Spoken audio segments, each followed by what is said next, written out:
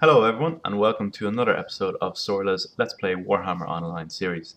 In this episode, episode 3, we'll be taking a look at the RVR system and the dangers of ignoring it.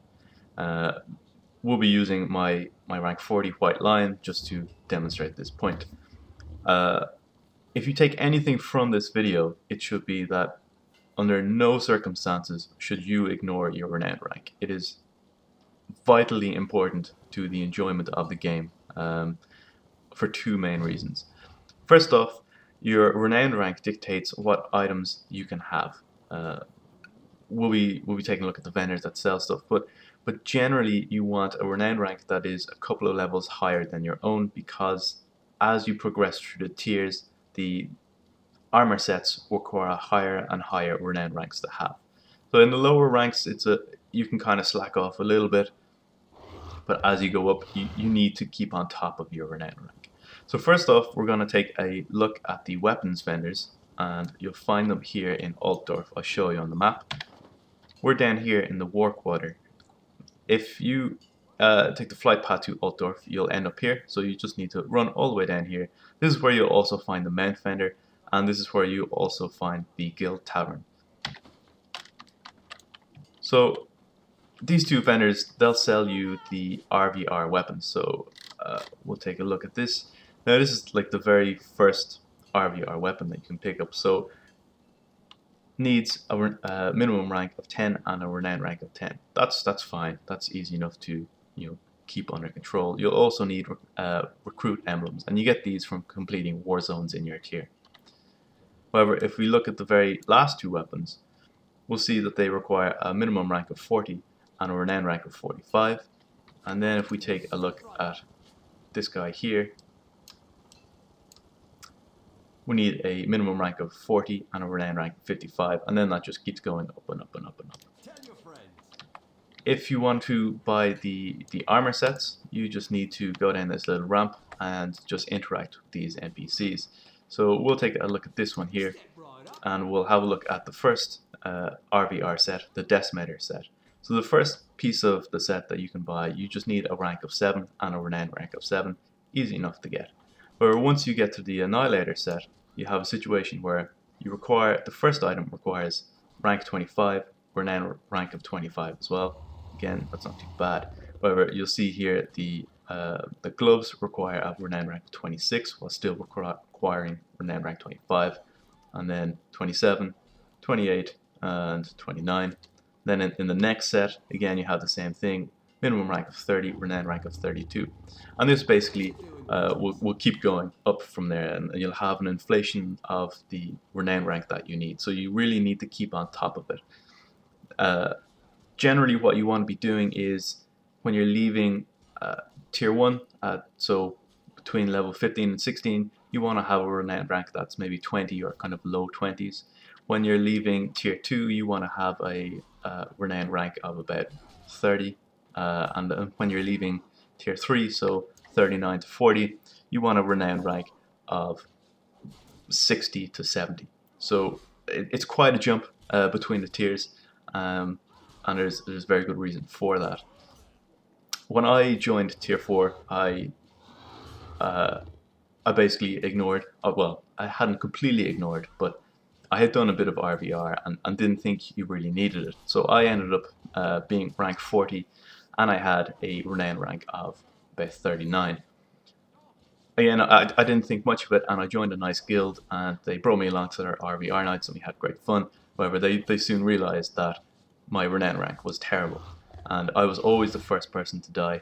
The healers would always have to concentrate on me because I was taking so much damage, and my gear was so bad. I didn't even have the renown rank to buy the armor set for tier 4 entry level. That's how bad my renown rank was. So I was in tier 3 armor in tier 4, and it was just terrible. And it kind of ruined the game for me. And after a while, I found it difficult to get my renown rank up because, again, I was dying so often. I wasn't doing any damage, and it was very difficult to acquire renown. Eventually, it led to me cancelling my subscription and then coming back every now and then and going, God, well, why did I ignore my renown rank, and re-rolling many different characters. So that's a little bit of a sob story out of the way, but I just want to stress how important it is that you have to keep your renown rank up as you play through the game. These two vendors here, they'll sell you some more basic renowned gear, kind of filling in the gaps, so you know, cloaks and just weapons if you don't have the emblems for them. So they're over on this side of the work order. Now we're going to be discussing the second important reason for keeping your renown rank up. You may be saying to yourself, well, you know, I want a PvE. It's, you know, I don't need to have these renown ranks. And this is we're getting into the second reason. Every time you go up a renown rank, you gain 1 point.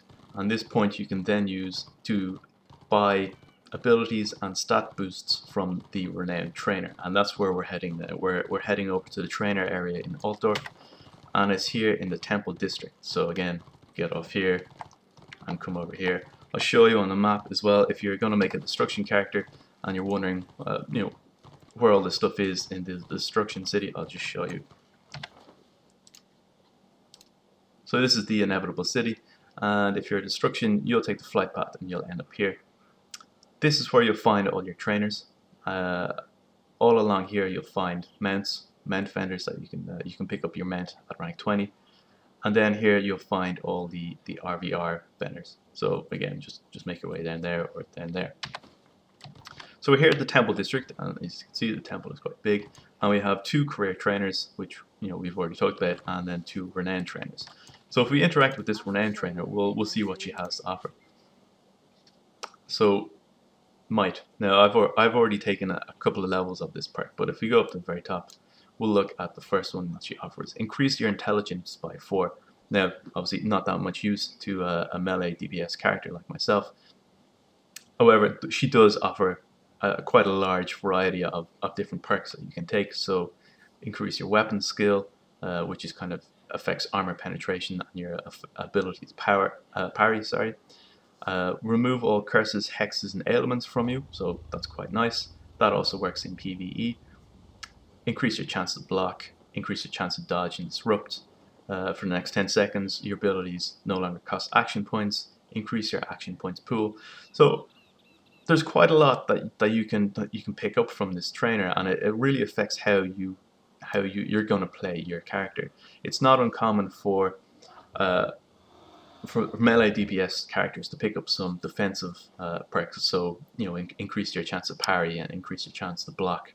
Increase your armor and that kind of thing. I mean, even ranged DPS characters will sometimes take, you know, parry, even though they won't be using it all the time. It just increases their chance to just kind of stay alive a little bit longer if they get into melee combat. So on your way now. That's basically those are 2 main reasons why you should keep your renown rank up. The renown rank permeates pretty much everything you do in the game. So if you're going down the PvE route, you're still going to need a renown rank so you can buy some of these things. Maybe you just want to make a healer and you just want to increase your healing ability. Maybe you're a ranged DPS and you want, you know, to increase your range crit chance or something like that. You know, you're going to want to speak to this trainer, and you're going to want to pick up some of these perks that she has to offer. Right now, my White Lion has a renown rank of 56, so that's a renown rank that you should have in tier 3. What we're going to do now is we're going to show you just how bad it is entering a tier 4 war zone with a low renown rank. So we'll come back when we're inside a war zone. We'll take a look at just how bad it is. Okay, so we're now in a tier 4 war zone, and we're going to just try and do some DPS on this guy here, and I'll just show you just how poor my DPS can be when your renown rank is low. So I'm not really doing that much. This guy, he's just having a nice walk, and he's knocked me back because he just doesn't care about me. I'm not doing enough damage to even bother him at all. So we're going to try and find someone else that we can try and pester. Yeah, this guy here. So we'll go after this guy, who is a marauder, and we can. All right, so we didn't do too bad, but I think that's mainly because we had 4 other people hitting him at the same time. We'll run after this we'll try and catch up with that healer. But I think, nah, he's too far gone.